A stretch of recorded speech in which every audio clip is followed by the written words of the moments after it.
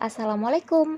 Perkenalkan, kami dari kelompok 10 akan menjelaskan dua indikator dengan data dari 10 negara. Indikator yang pertama adalah Official Exchange Rate atau nilai tukar resmi. Nilai tukar atau dikenal sebagai kurs adalah sebuah perjanjian yang dikenal sebagai nilai tukar mata uang terhadap pembayaran saat kini atau di kemudian hari antara dua mata uang masing-masing negara atau wilayah. Indikator yang kedua adalah Foreign Direct Investment atau investasi asing langsung.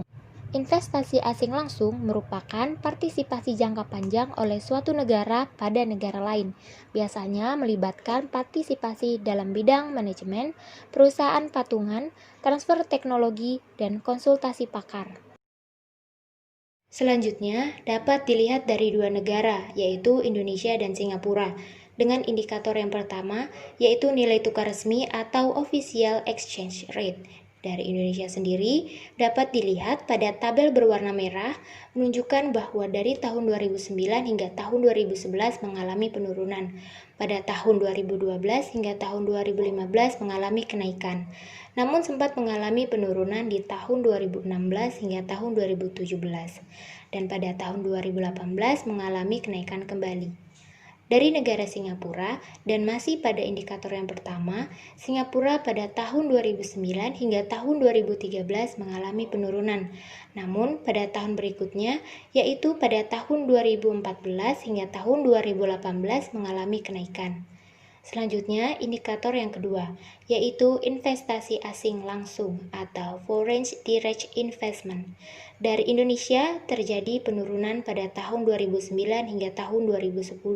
Selanjutnya mengalami kenaikan pada tahun 2011 hingga tahun 2015 dan mengalami penurunan yang cukup signifikan di tahun 2016 hingga tahun 2017. Namun kembali naik pada tahun 2018. Pada negara Singapura, indikator yang kedua menunjukkan angka yang naik turun hampir setiap tahunnya. Dan dilihat dari grafik tersebut, pada indikator pertama, Indonesia memiliki garis lebih atas, karena dari data Indonesia memiliki nilai lebih tinggi dari Singapura. Namun Indonesia juga mengalami fluktuasi. Dari indikator kedua, pada grafik menunjukkan bahwa Singapura memiliki garis paling atas, karena data yang lebih besar dari Indonesia, dan dari kedua negara tersebut juga mengalami fluktuasi. Selanjutnya, negara Timur Leste dan Filipina. Dengan indikator yang pertama, nilai tukar resmi atau Official Exchange Rate. Dari Timur Leste dapat dilihat di tabel yang berwarna orange, menunjukkan bahwa dari tahun 2009 sampai 2013 mengalami penurunan. Namun, pada tahun 2014 hingga 2018 mengalami kenaikan. Selanjutnya, negara Filipina masih pada indikator yang sama, yaitu Official Exchange Rate.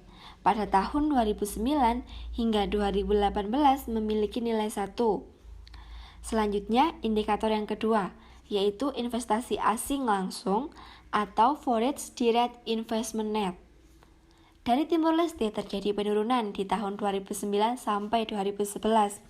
Selanjutnya mengalami kenaikan di tahun 2012 sampai 2014 dan mengalami penurunan di tahun 2015.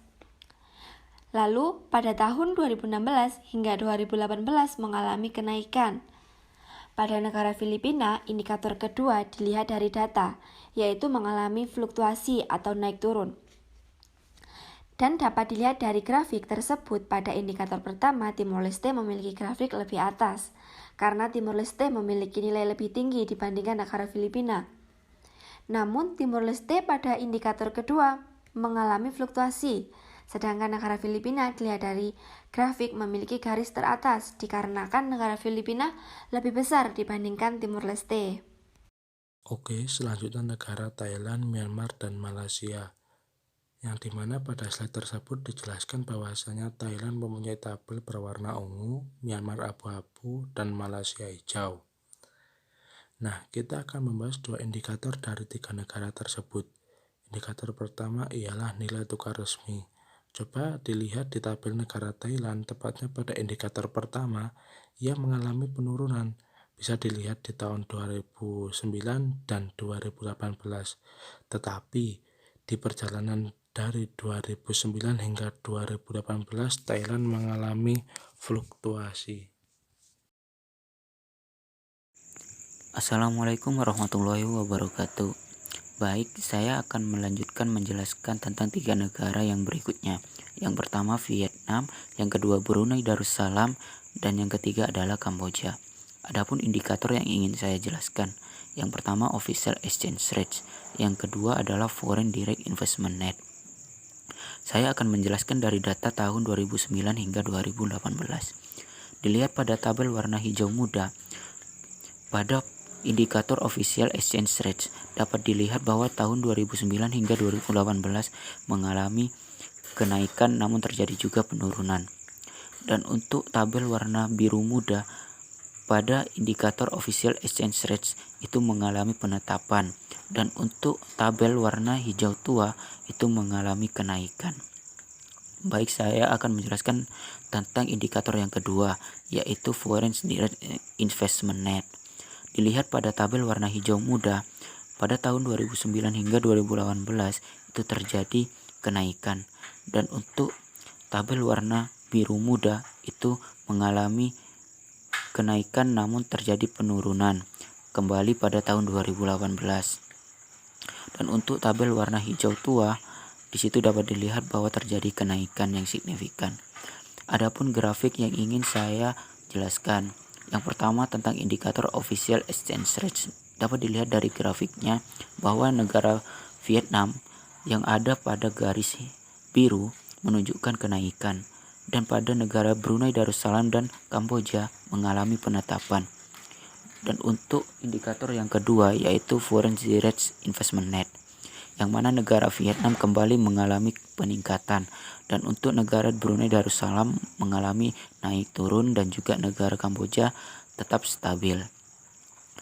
Mungkin hanya itu yang bisa kelompok kami jelaskan. Bagi teman-teman semua, bila ada salah-salah kata, kami mohon maaf. Jadi buat teman-teman semua, saya minta tolong atas nama seluruh kelompok kami, yaitu dari Elma Cynthia Dewi, Lisa Yunita, dan juga Fajar Fatoni, termasuk saya sendiri Rian Hidayat, mohon dukungannya terhadap channel ini. Untuk kalian semua jangan lupa ditekan tombol like-nya, ditekan tombol subscribe-nya, juga ditekan tombol loncengnya. Buat teman-teman semua yang ingin menyalurkan atau ingin membantu kami, jangan lupa di-share kepada teman-temannya untuk mengembangkan channel kami. Kurang lebihnya saya mohon maaf. Wassalamualaikum warahmatullahi wabarakatuh.